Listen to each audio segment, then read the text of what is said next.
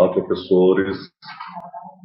Hoje nós estamos realizando um informativo sobre a Feira de Ciências das Escolas Estaduais do Estado de São Paulo, a FECESP, a 8ª FECESP. A nossa equipe é conduzida pela nossa dirigente regional de ensino, pelos supervisores, pelo diretor do grupo pedagógico, os responsáveis, PCNP de Biologia, Daniela Gomes, PCNP de Geografia, Paulo Domingo, PCNP de Matemática, Carlos Simas, Amélia Nunes Ribeiro, PCNP de Educação Especial, Eugênia, e PCNP de História, Cíntia Rufino. Os nossos objetivos são: a FECESP é uma ação pedagógica que busca estimular a formação dos estudantes da rede estadual do ensino de São Paulo no âmbito das ciências da natureza, ciências humanas e matemática, inserindo no contexto pré-iniciação científica e dos desafios matemáticos. Quem poderá se inscrever? As categorias Ciências da Natureza, Ciências Humanas, grupo no máximo de 2 estudantes. Desafios Matemáticos, grupo de 3 a 5 estudantes. Subcategorias Júnior, estudantes do 6º, 7º e 8º anos finais. Master, estudantes do 9º ano, dos anos finais, 1ª, 2ª, 3ª série do ensino médio. O acompanhamento de um docente orientador. Como é que funciona o nosso cronograma? Fase 1, desenvolvimento e inscrição dos projetos das escolas até 24 de setembro. Fase 2, diretoria do ensino, que irá selecionar os projetos que representarão a diretoria do ensino por uma equipe que vai analisar todos os projetos. Fase 3, divulgação dos finalistas em 12 de novembro e a final de 6 a 10 de dezembro, no Movimento Inova, promovido pela SEDUC. Quais tipos de projetos ou de trabalhos podem ser inscritos? Os projetos deverão ter articulação com a realidade vivenciada pelos estudantes e construídos com base na resolução de problemas e análise crítica, tendo como princípio interferir positivamente nesse contexto, trazendo benefícios à escola e à sociedade. Então, esses projetos são de vivência que a escola possui, ou analisa, ou identifica alguma problemática existente na escola ou em torno à escola, para que possa tornar-se de uma maneira eficaz e suficiente, trabalhando as áreas de conhecimento, como ciências da natureza, ciências humanas, matemática e suas tecnologias. O que devo enviar para escrever os trabalhos? Teremos a ficha de inscrição, projeto básico, banner, resumo e vídeo. Todos esses passos, processos, nós, PCNPs da Diretoria de Ensino Leste 2, estaremos à disposição para quaisquer dúvidas existentes no momento da ficha de inscrição, como a descrição e outros detalhes que a escola venha a ter dúvida e a nos solicitar. Bom, agora eu vou trazer para vocês algumas práticas inspiradoras e algumas sugestões de atividades para que as escolas se organizem nesse sentido, tá? Como o professor Carlos falou, no ato da inscrição a gente já tem que estar com o banner produzido, o artigo científico, os vídeos e tudo mais na hora da inscrição.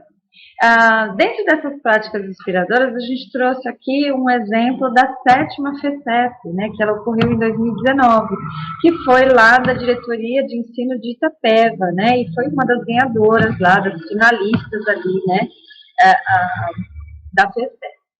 Então, a metodologia que foi utilizada ali, eles coletaram água do rio, do entorno da escola e da comunidade, e junto com essa comunidade, e fizeram parcerias com algumas instituições ali, a Escola da Família, os moradores do bairro, o Departamento de Agropecuária ali de Itapeva, fizeram essa parceria e conseguiram fazer a análise da água e coletaram esses dados e enviaram aí todo esse projeto para a comissão organizadora da FECESP. FECESP aí, que é uma iniciativa da Secretaria da Educação, ela vem trazendo, né, essa ideia para as escolas, justamente para envolver os alunos aí nessa realidade, no entorno da escola, para eles para que eles possam vivenciar essa realidade.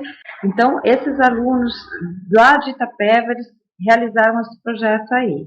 Aqui a gente trouxe mais vídeos também, né, alguns vídeos que estão no YouTube, mostrando aí algumas práticas inspiradoras que participaram também da 7ª FECESP. A gente sabe que em 2020 a gente estava em momento de pandemia, não foi realizada a 8ª FECESP, portanto, ela está acontecendo agora no ano de 2021.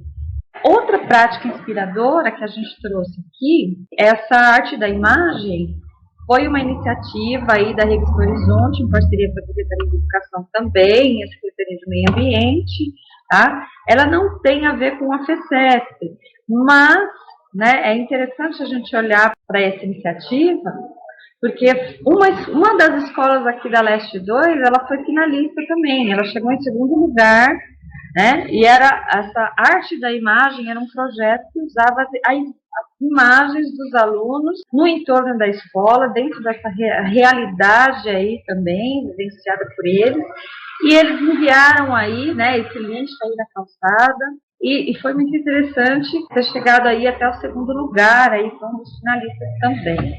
Então, o currículo do Estado de São Paulo aqui, ele fala muito disso, né, de alfabetização ambiental, alfabetização científica.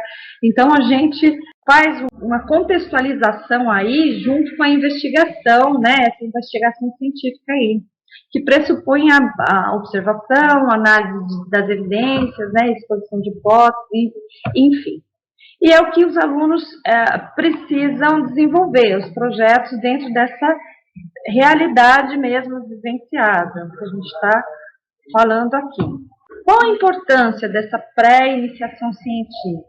A criança, né, o adolescente, ele olha o mundo ao redor dele e ele percebe, né, as mudanças de temperatura, as mudanças de estado físico, né, da água, de tudo, e ele se pergunta, né, por que hoje está de dia, agora está de dia, daqui a pouco está de noite, né? A criança, ela começa a vivenciar, né, ela tem o que a gente chama de alfabetização científica, né, então ela observa tudo à sua volta e faz perguntas. Tá? Então, nesse sentido, nesse âmbito, a gente tem que provocar os nossos alunos, analisar as situações, identificar os problemas aí, propor hipóteses para eles, soluções, explicar esses fenômenos. Então, pode ser fenômeno natural, de repente o projeto dentro de um fenômeno natural, ou dentro das ciências da natureza, ou dentro da matemática, ou dentro das ciências humanas, né? Todo esse projeto da FECESP, ele abre um leque para a investigação científica aí nos nossos alunos. O papel do erro, né, na iniciação científica. Bom, o erro, ele é muito válido, né, dentro das ciências, dentro da biologia, da física, da matemática, né? O erro, ele direciona aí o aluno para o caminho certo, né? Então, o erro é importante na construção desse saber. Então, ele não pode ser tratado de uma forma excludente. Ele precisa ser analisado e direcionado, né? O aprendizado do aluno precisa ser direcionado. Então, por isso também a importância de um professor orientador, um professor mediador, né? Que oriente esse aluno, que leve ele, né? Para o caminho da resolução dos problemas ali, né? Principalmente porque a gente está falando de realidade vivenciada.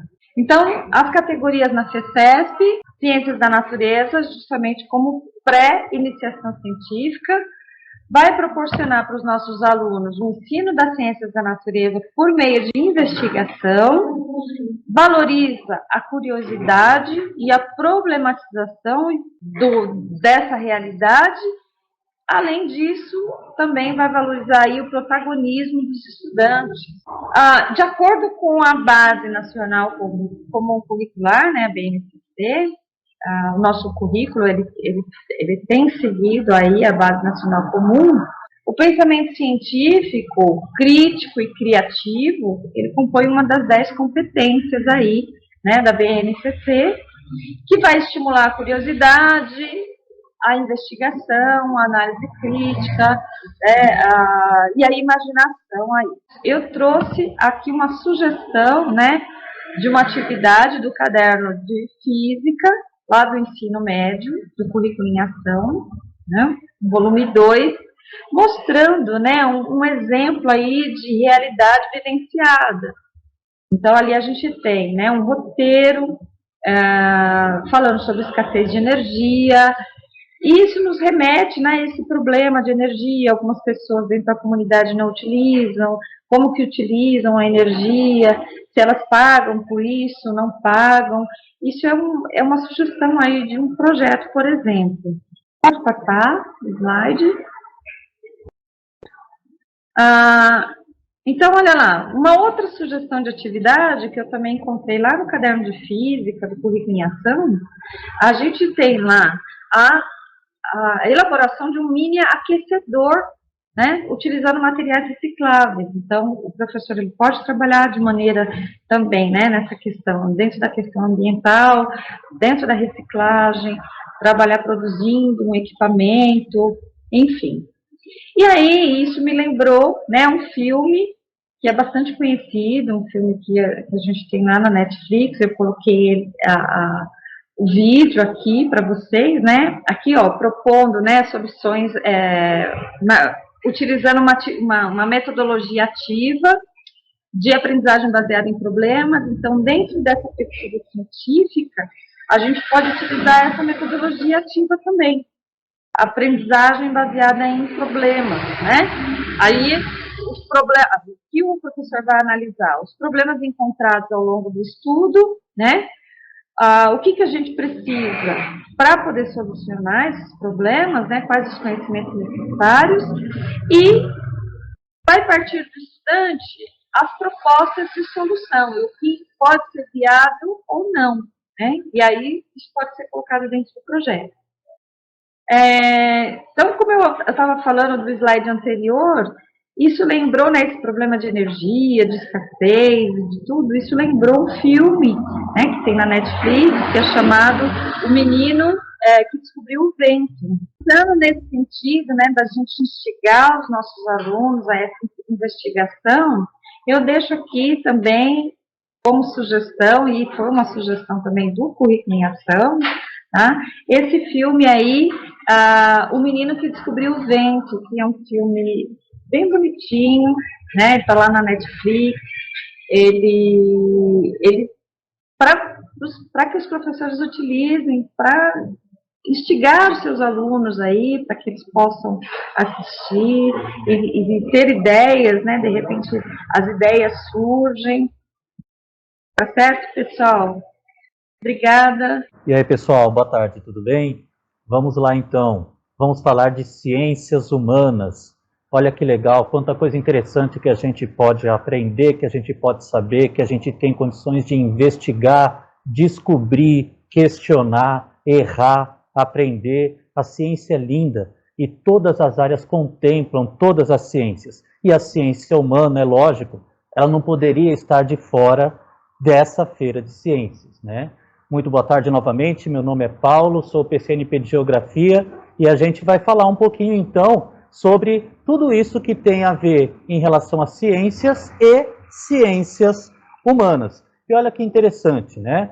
É interessante a gente poder pensar um pouquinho que as ciências humanas, elas acabam envolvendo todas as relações, todos os fenômenos, questões do nosso dia a dia, da nossa prática, do nosso cotidiano, que já foram observadas, já foram questionadas, já foram, ao menos, né, vistas por grandes cientistas que acabaram formulando suas teorias, formulando questões, buscando entender melhor como que tal fenômeno estava ocorrendo, explicar cientificamente como que esses fenômenos eles estavam acontecendo. E é interessante pela replicabilidade, ou seja, né, é interessante a questão da ciência e do estudo em relação à ciência, de tudo aquilo que se pode ter, inclusive, de rigor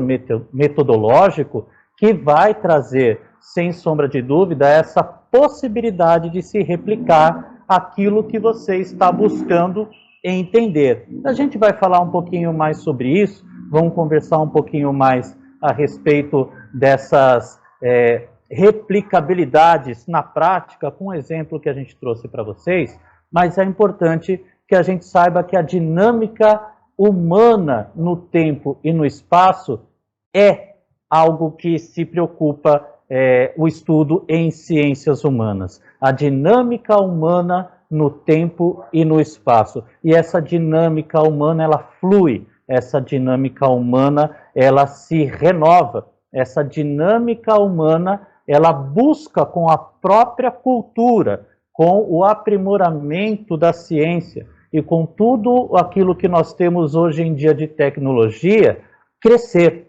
fazer com que nós possamos entender, aprender, se aprofundar e aplicar ainda mais da ciência no nosso dia a dia.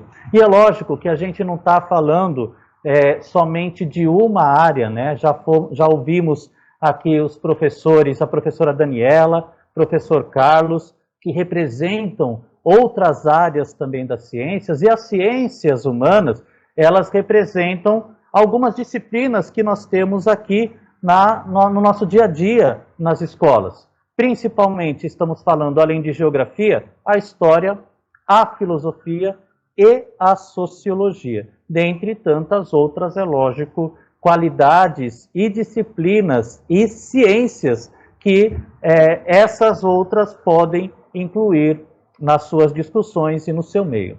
Por gentileza, Cíntia, passa o slide, por favor. Então, veja, falando um pouquinho dessa desnaturalização daquilo que é considerado comum nas relações sociais. Quando a gente fala do rigor metodológico, o Eisenhardt vai inclusive falar sobre isso, sobre a possibilidade da gente ter a prática de poder estudar um fenômeno, de se ter uma teoria formulada a partir daquele fenômeno e de se poder replicar essa teoria até para se entender se ela é replicável. A gente poder entender que os problemas em que a gente tem na nossa sociedade são problemas em que, sim, são alvos de várias ciências e, é lógico, são alvos de muitos estudos. Compreender, refletir, propor ações, dentre tantas outras situações, envolvem as ciências humanas e envolve a prática daquilo que se tem do estudo, do aprofundamento, do conhecimento e, por que não dizer também, das descobertas que se existe em ciências. Olha que legal, a gente trouxe para vocês, então, um mini projeto. A gente está colocando aqui como projeto de ciências humanas, mas é lógico que esse projeto ele foi desenhado apenas como uma base, como sendo algo em que a gente está trazendo para vocês no sentido de exemplificar aquilo que seria interessante, um olhar científico, um trabalho que esteja mais ou menos dentro daquilo que seria uma pré-iniciação científica para a gente entender alguns fenômenos que acontecem no nosso cotidiano. E eu busquei trazer um fenômeno que já é bastante conhecido e uma questão, inclusive, que também é bastante discutida nas escolas, que é a questão do bullying. Olha só, a gente coloca um título para o projeto, onde a gente tenta buscar chamar um pouco a atenção daquele que vai querer ler o projeto. O título é aquilo que você está fazendo de convite para a pessoa poder ler e se interessar por aquilo que você está escrevendo, pelo projeto que você está criando. E o título do nosso projeto, ou desse mini projeto que a gente está propondo aqui, é Posso ser tímido, mas nunca intimidado. Tanto tímido como tímida, e nunca intimidado ou intimidada. Por que a gente buscou falar um pouquinho sobre isso? É importante a gente entender que o bullying, ele faz parte, infelizmente, de condições e de relações que ocorrem no dia a dia, dentro e fora das escolas. Portanto, quando a gente fala de um comportamento também de uma análise científica, é importante a gente determinar qual seria o local, qual seria o recorte que nós estaremos fazendo para estudo do fenômeno, para que a gente possa ter, inclusive, resultados daquilo que a gente está buscando pesquisar de uma forma que esteja mais próxima do real. Então, a gente fez um resumo aqui falando um pouquinho a respeito do porquê, ou a respeito de como que a gente entende que esse projeto seria interessante acontecer na escola. E olha, dentro desse resumo já foi colocado, eu gostaria de destacar, o objetivo dele, que veja, não é resolver a questão do bullying, porque ele é muito maior do que um projeto de iniciação científica, seja em ciências humanas ou de qualquer outra área do conhecimento na escola, porque nós estamos falando da realidade de uma unidade escolar, questões que envolvem uma comunidade, que envolvem pessoas que estão ali, sim, é lógico que dentro dessa dinâmica, tendo acesso a essas informações, sofrendo, ou estando alheios, ou até praticando sem saber, enfim, com todos os comportamentos que serão importantes serem observados dentro desse projeto que está sendo desenvolvido. Mas olha só, a ideia do projeto é estudar e entender como a gente pode diminuir esses eventos.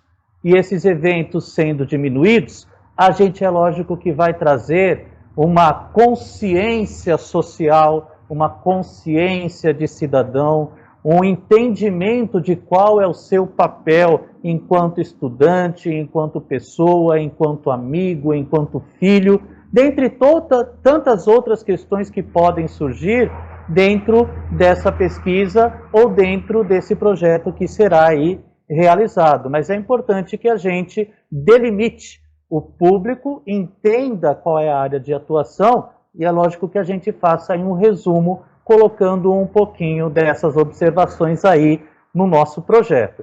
Então aí a gente faz uma introdução, dizendo um pouquinho daquilo que é bullying, quem que sofre o bullying, quem que comete a prática do bullying, dizendo o quanto o bullying ele pode ser prejudicial para tantas e tantas questões, nocivo, por assim dizer, para tantas e tantas questões que envolvem esses que acabam sendo aí acometidos por essas práticas, onde a partir disso pode-se surgir vários outros comportamentos e isso acabar virando, bem entre aspas aqui, uma bola de neve no que diz respeito às relações e questões sociais dentro de um grupo escolar, dentro de uma classe de aula, dentro de uma comunidade que é lógico que entende e que sabe que certas situações existem. Às vezes, isso acaba sendo tão prejudicial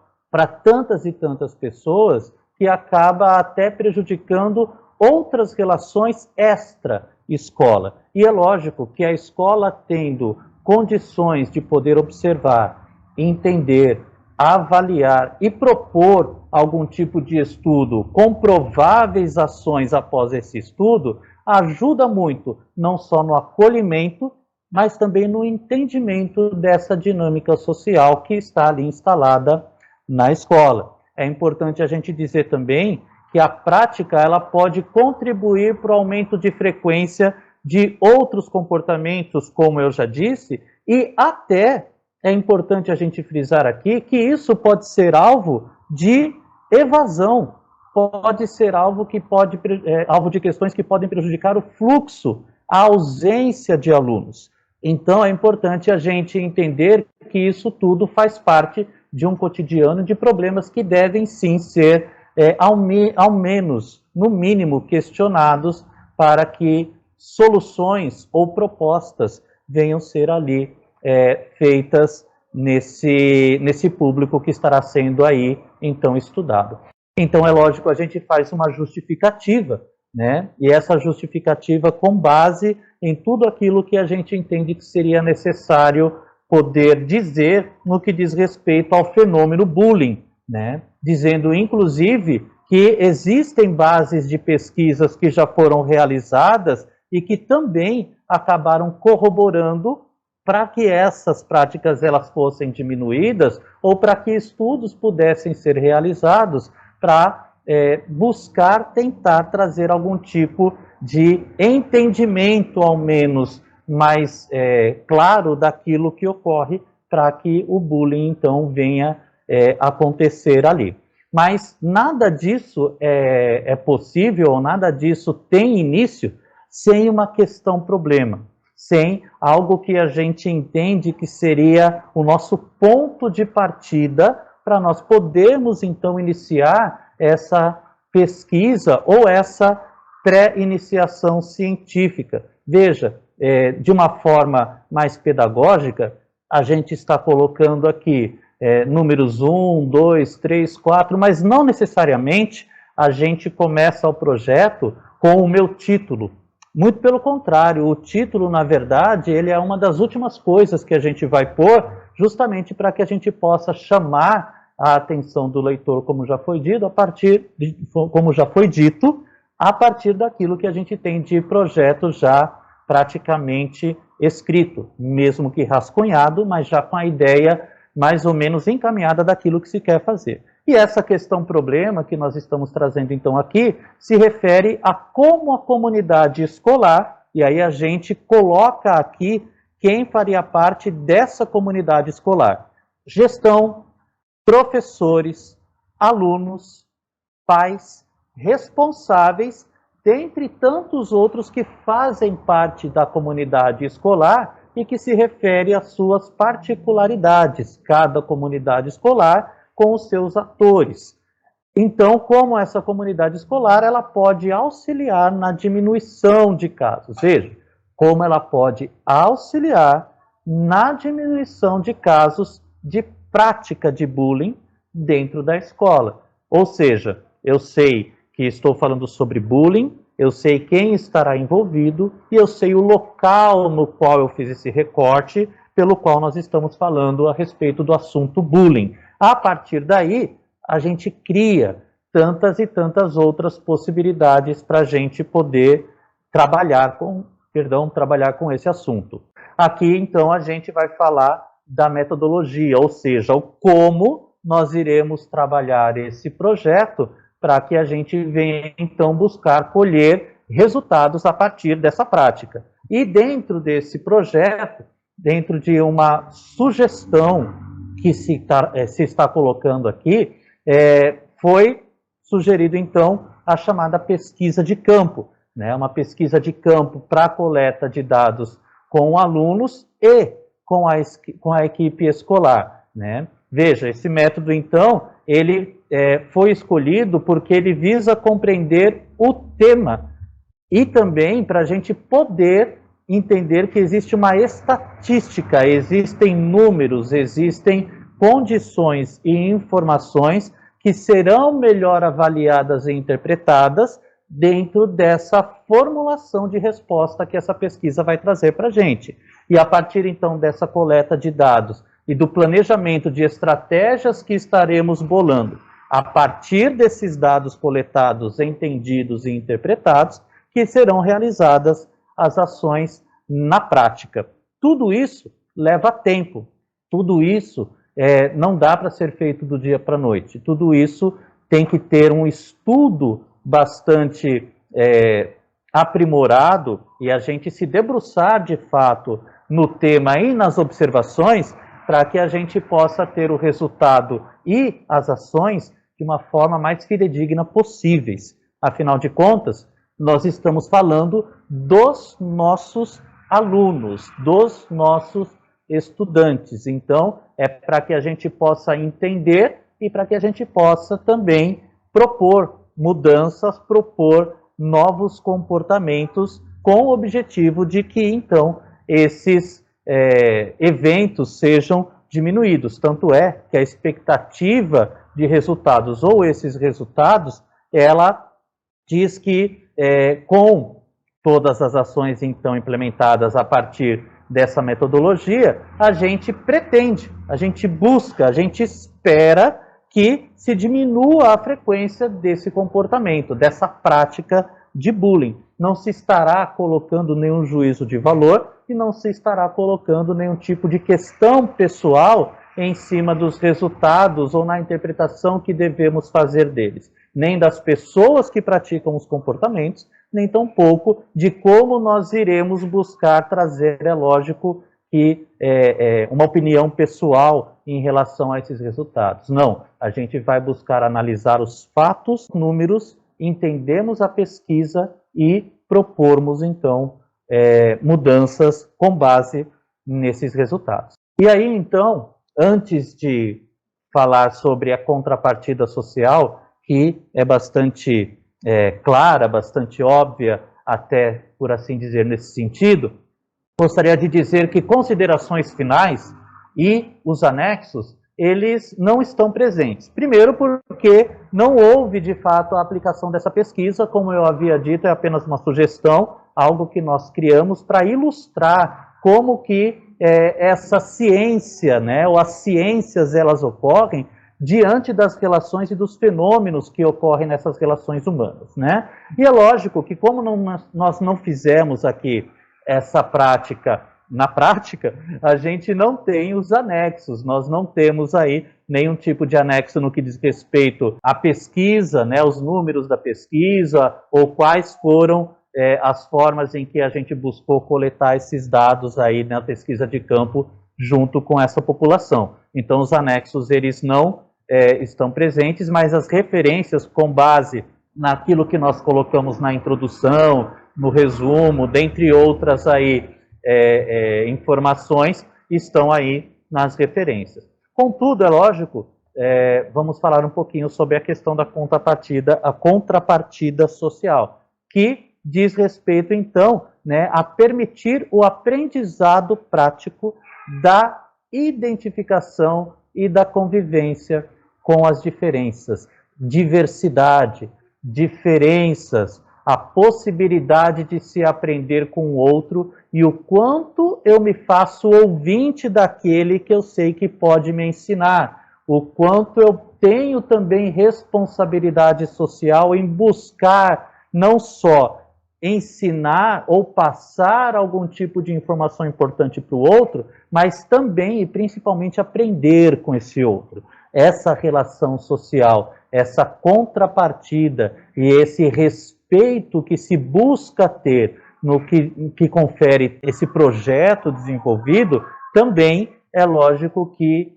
influencia em resultados que com certeza terão aí possibilidade de serem muito mais positivos do que, é lógico, prejudiciais se essa pesquisa ou se um projeto desses não fosse realizado. Então, a gente deixa aqui esse exemplo de projeto, a gente deixa aqui essa sugestão, é lógico que foi tudo mais que, vamos colocar entre aspas aqui também, uma brincadeira é lógico que com um assunto sério, mas uma brincadeira de como que a gente pode buscar, então, envolver as comunidades, envolver os alunos, envolver os professores, gestão, enfim, as unidades escolares em iniciações, em projetos de iniciação científica que tenham aí resultados e que surtam efeito nessas relações. Então, falando aqui da categoria de Ciências Humanas e Sociais, em 2020, veja, nós temos 39 projetos que foram inscritos. E desses 39, eles abrangem vários gêneros que estão aqui descritos. E olha que interessante, quantos outros olhares, quantas outras oportunidades nós podemos ter diante dessa primeira sugestão que eu dei em relação ao bullying e quantas situações que podem aí ser inclusive mais aprofundadas em relação a esses projetos que estão aí descritos. Veja, relações de gênero, educação e inclusão, meio ambiente e sustentabilidade, nunca foi tão geografia, né?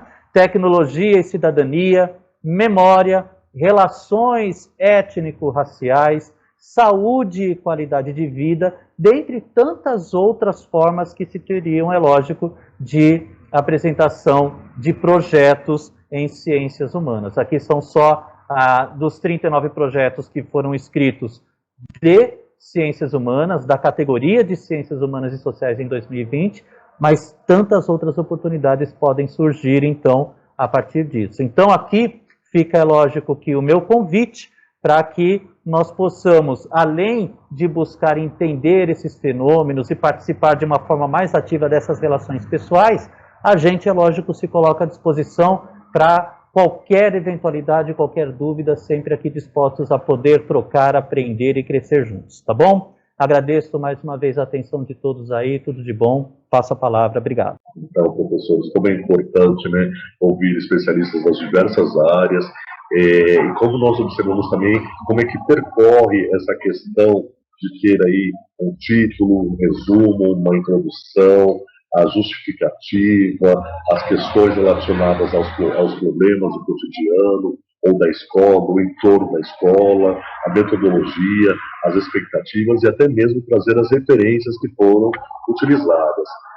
Neste momento aqui eu trago um recorte da área de matemática, dos desafios matemáticos que ocorreram em anos anteriores. Aqui é um recorte da Secretaria da Educação, o recorte da Diretoria de Ensino de Assis, da categoria Júnior, Dança das Carteiras.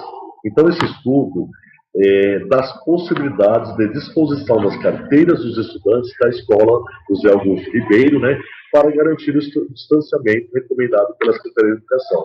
Então, a situação, o problema que foi proposta e realizada nessa escola foi o auxílio de uma trena que os alunos pudessem encontrar as medidas necessárias e calcular qual a área ocupada pelo conjunto de cadeira e carteira, e medindo também o chão das turmas do sexto ano. Então, essa integralidade aí das turmas, sexto A, B, C, as medidas de comprimento, haja vista que nós observamos em cada escola as cores das carteiras e cadeiras. Nós já observamos carteiras verdes, azul, vermelha, e ela tem um propósito também, o propósito é o tamanho da criança, o tamanho da adolescência, ela é voltada aos anos iniciais, aos anos finais, ao ensino médio, tem toda essa questão da medição do espaço e tempo também, e momento, comprimento, largura, em que são calculados essas medidas de comprimento e largura. Então, nós observamos aqui no sexto A, no sexto ano A, sexto ano B, sexto ano C, as medidas de comprimento das carteiras de 8 centímetros e de largura também 8 centímetros, 6 centímetros. Então, nós temos aqui como área do conjunto de carteira e cadeira 48 metros quadrados, para que os alunos pudessem resolver em que momento, cada um no seu quadrado, cada um no seu momento de espaço estabelecido naquela sala de aula, para que o espaço pudesse ser melhor condicionado e melhor aproveitado também, haja visto o distanciamento e a postura também adequada aos alunos dessas turmas do sexto ano. No nosso próximo exemplo, eu tenho aqui a categoria Master, também um recorte da Diretoria de Ensino de Franca, construindo alguns conceitos. Então, nós observamos aqui, temos as imagens de uma quadra, né, e o espaço da escola, no qual o professor de Educação Física, claro, com a parceria e a integração de outras áreas, principalmente áreas de Ciência da Natureza e Matemática também, teve uma situação de resolver o problema. Qual o problema? Saber qual é o distanciamento da quadra, quais são os espaços, quais são os metros, quais são os espaços para que o aluno possa jogar a bola, que ele possa trabalhar o espaço da rede. Todos esses espaços, então, construíram alguns conceitos, metros, milímetros, decímetros, ou até mesmo largura. Trago um outro exemplo também, que foi realizado na nossa diretoria do ensino em 2018. Então, nós temos aqui uma categoria dos desafios da nossa diretoria do ensino, que ela tinha um principal objetivo, que era acabar com os desperdícios dos pneus através do desenvolvimento de um trabalho de reciclagem e aproveitamento e conscientização ambiental no bairro.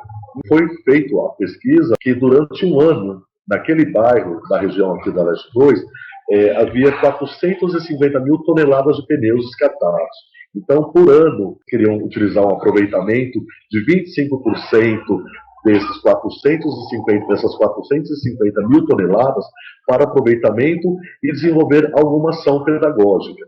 Então, resultou-se por ano aqui 112.500 pneus, aproveitando-se a solução com a resolução de problemas era criar grupos e prateleiras que seriam utilizadas em sala de aula e que seriam também confeccionadas pelos próprios alunos, pais que se dispuseram a ajudar e complementar aí, ter um espaço mais agradável e mais produtivo na escola, como nós mostramos aqui no próximo PPT. Então, novamente, aqui temos aqui o registro da resolução do desafio, né, materiais que foram utilizados, aqui no caso, para construir 40 tubos foram utilizados 80 pneus de forma reciclável, com 280 metros de tecidos, 400 metros de MDF, que são aqueles tampão para materializar e utilizar aí para a construção dos tubos, 120 grampos, um grampeador, 40 espessuras e 4 cubos de colas, 250 milímetros cada. Nós conseguimos observar aqui a quantidade de situações relacionadas à matemática, como regra de 3, medidas de comprimento, porcentagem, quantidade de grampos, quantidade de tubos, entre outras situações que podem resolver problemas do cotidiano, no qual ali a dispersão ali dos pneus estavam sendo jogados na região, então a escola utilizou para um aproveitamento deles, como mostra a figura a seguir. Então nós temos aqui o problema, antes era um problema que eram os pneus, que estavam ali poluindo, desencontrando as questões ambientais, ecológicas da região, e olha aqui a utilização. A utilização, nós temos aqui os clubes que foram construídos pelos alunos e pelos pais que reutilizaram e realizaram o aproveitamento. Então, parte de um problema que eu tenho na minha região e que eu posso também realizar a otimização deste produto. Haja vista que também podem ser resolvidas outras situações, como também as 4 operações, ou até mesmo o professor pode resolver problemas com auxílio de alunos na montagem de jogos, o professor pode utilizar também medidas de tendência central para uma sala de aula. O que são medidas de tendência central? São as medidas que nós ouvimos constantemente falar. Qual é a média dessa sala? Então, as terceiras séries do ensino médio são séries que são avaliadas tanto pelo SAEB como SAESP e outras avaliações que nós também consideramos como avaliação da aprendizagem do processo, a AP, entre outras, problematizar, reutilizar e trabalhar essa medida de tendência central. Qual é a média do terceiro A, terceiro B e terceiro C? São as notas consideradas por todas as áreas, por todas as disciplinas da escola, para que os alunos possam ter condições de estabelecer aí uma média da sala ou das turmas em específico. As contribuições de matemática são essas. Eu passo a palavra agora para a Eugênia, de Educação Especial, que vai contextualizar e exemplificar um pouquinho mais nosso contexto aqui. Muito obrigado. Olá, boa tarde. Espero que todos estejam bem. Eu sou Eugênia, da Educação Especial. Então, como os nossos colegas já haviam falado, a Educação Especial também faz parte desse projeto, na qual eles explanaram que podemos trabalhar com os alunos de diferentes formas. E aí, pensando na Feira de Ciências, seria a Feira de Ciências para um aluno com deficiência? Podemos pensar assim, nossa, mas é algo que eles podem ter habilidade para isso. Eu falo que a inclusão, ela implica uma mudança de perspectiva educacional. E ela não atinge apenas os estudantes com deficiência, mas ela atinge todos os demais. E para que obtenha sucesso na corrente educativa geral, é necessário que todos façam parcerias. Sabemos também que há muitas fragilidades nas políticas públicas brasileiras e que a despreocupação com seu acesso ao conhecimento é muito ruim, é muito lento, é paulatino essa evolução que nós vemos, mas pensando que a educação especial, ela permeia todos os espaços, por que não incluir os nossos alunos com deficiência? A Feira de Ciências é muito importante para os alunos com deficiência, sejam quaisquer deficiência. Não podemos esquecer também que existem os alunos, os estudantes com altas habilidades e superdotação, e que nossos alunos, ele aprende por pares. Vygotsky, ele diz que o sujeito se constrói a partir de relações sociais. Elas o impulsionam o seu desenvolvimento com o despertar ao aprendizado. Então, não focar apenas na dificuldade que o estudante encontra. E essa feira de ciências, ela vem nos dizer isso. Eu posso trabalhar com todos da sala de aula, colocando o aluno. Como que o aluno vai pensar na resolução de problemas junto com os demais? Então, nós aqui da diretoria de ensino, viemos fazer esse convite para vocês, que vocês possam pensar numa feira de ciências que abrange todos. Assim como o professor Paulo falou, no projeto que ele apresentou, foi um mini projeto. Ele falou que é com a diversidade, e nós temos essa diversidade, não só para com os alunos, mas para com os professores, com os gestores, cada um tem uma maneira de pensar. Então, nós temos que abraçar esse aluno que tem a deficiência, seja ela quais for, e perguntar para ele, como que você pensa na resolução de tal problema? Seja ele matemático, seja ele na resolução de uma interpretação de texto, seja ele numa demanda da comunidade, como seria o descarte de lixo da escola. Então, é nessas questões que nós queremos mostrar para vocês que todos podem avançar e trabalhar junto para fazermos uma educação melhor, uma educação de qualidade, onde todos tenham espaço de aprendizado. É isso que nós queríamos propor para vocês. Sabemos que nesse momento, com a pandemia, está muito em cima, principalmente para com os alunos com deficiência, na quais alguns têm alguma comorbidade envolvida, né? Então não deu tempo, mas vamos pensar nisso para outra feira. Vamos já fazer um projeto na qual este estudante esteja inserido. O currículo ele é flexível e a feira veio nos mostrar que é possível colocar todos para trabalhar junto. Então, desde já, eu agradeço, peço que pense com carinho, pode ser para os estudantes com deficiência, não nessa feira, mas que na próxima nós possamos trabalhar juntos.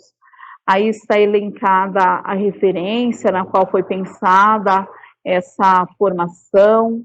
Espero que vocês estudem, olhem com carinho e até uma próxima. Este é o contato na qual nós estamos aqui na DE, na diretoria de ensino. Se caso vocês liguem aqui, não esteja um colega de trabalho, mas nós vamos atendê-lo como se fosse ele mesmo, vamos passar o recado e vamos ajudá-lo da melhor maneira possível. Muito obrigada.